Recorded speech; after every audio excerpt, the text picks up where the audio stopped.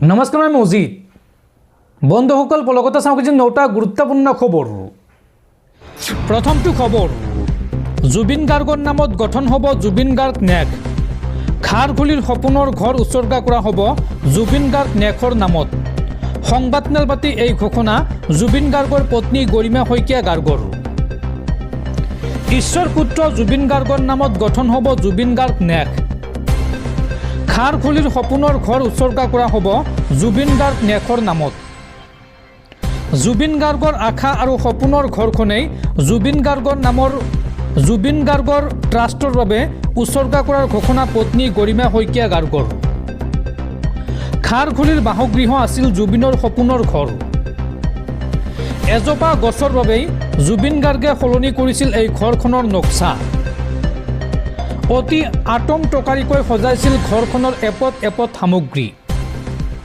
কিন্তু সপোনৰ ঘৰত এৰাতিৰ বাবে থাকিব নোৱাৰিলে বা থাকিবলৈ নাপালে জুবিন গাৰ্গে সংবাদমেলত এই কথা কৈ কান্দি উঠিল পত্নী গৰিমা শইকীয়া গাৰ্গে আৰু এই জুবিন গাৰ্গৰ সপোনৰ ঘৰখন জুবিন গাৰ্গ নেকৰ নামত দিবলৈ বা জুবিন গাৰ্গ নেকৰ অধীনত দিবলৈ ঘোষণা কৰিছে পত্নী গৰিমা শইকীয়া গাৰ্গে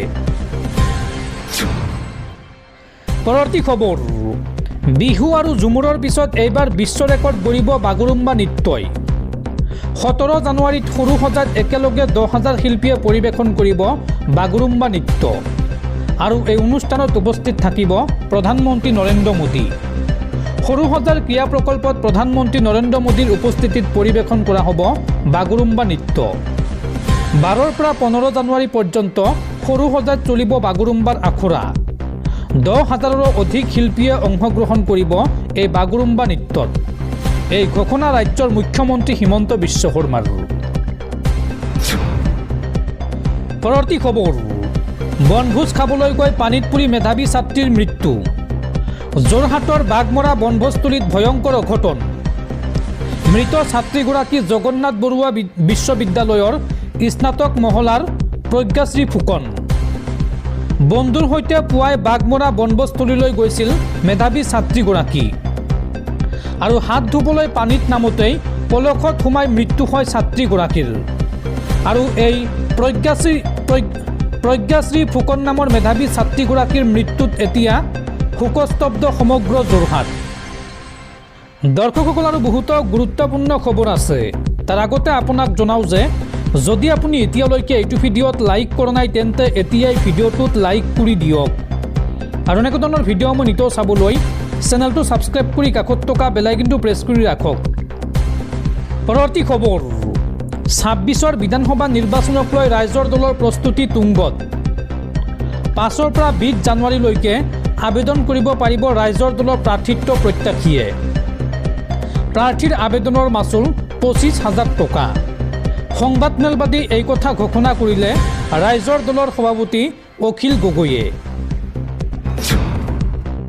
পৰৱৰ্তী খবৰ ৰাজ্যত পুনৰ ভয়ংকৰ ঘটনা এইবাৰ নগাঁৱৰ কচুৱাত পেট্ৰল ঢালি জ্বলাই দিলে এটি 9 বছৰীয়া কন্যা শিশু বাইকত অহা 2 দুৰ্বৃত্তই 1 জানুৱাৰীৰ দিনা জ্বলাই দিলে শিশুটিক ঘৰৰ সন্মুখত খেলি থাকোঁতেই জ্বলাই দিয়া দুৰ্বৃত্তই আৰু শিশুটিৰ শৰীৰৰ 80% বৰ্তমান অগ্নিদগ্ধ হৈছে আৰু সম্প্ৰতি GMCHত চিকিৎসাধীন হৈ আছে অগ্নিদগ্ধ শিশুটি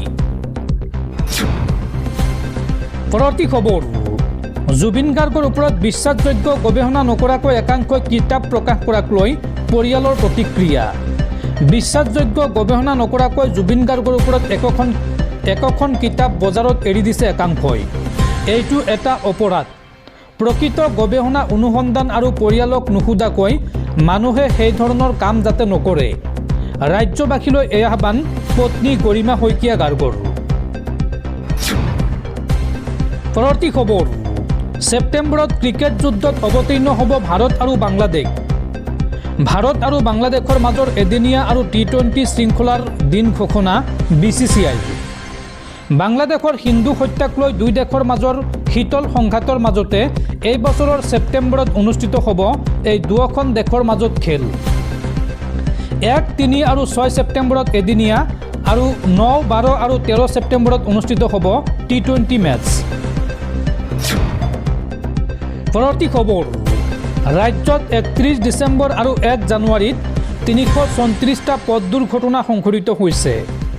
31 ডিচেম্বৰত 147টা আৰু 1 জানুৱাৰীত 189টা পথ দুৰ্ঘটনা সংঘটিত হৈছে অসমত। জিভিকে ইয়ামাৰাই মৃত্যুঞ্জয় 108 সেৱাই সদৰি কৰিছে এই তথ্য।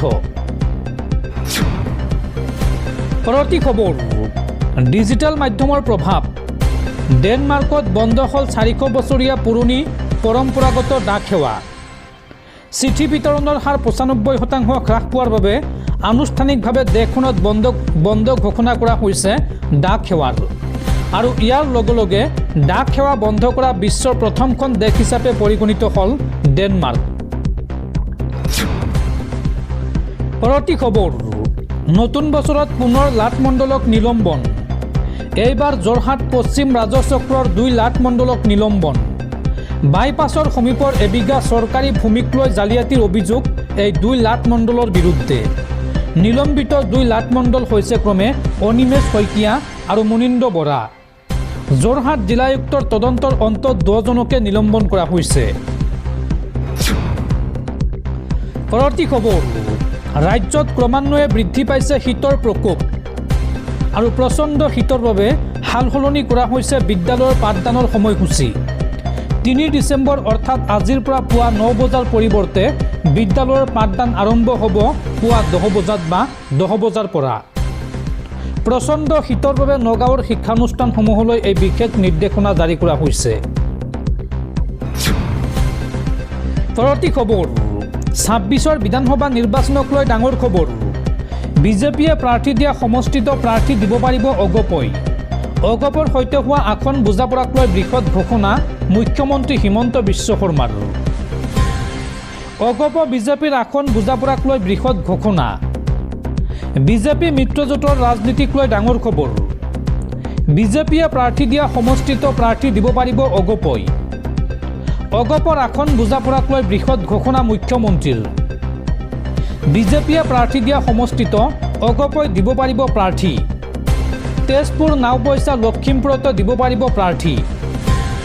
অগপৰ সৈতে বহু সমষ্টিত বন্ধুত্বপূৰ্ণ প্ৰতিদ্বন্দ্বিতাৰ ইংগিত বিজেপিৰ।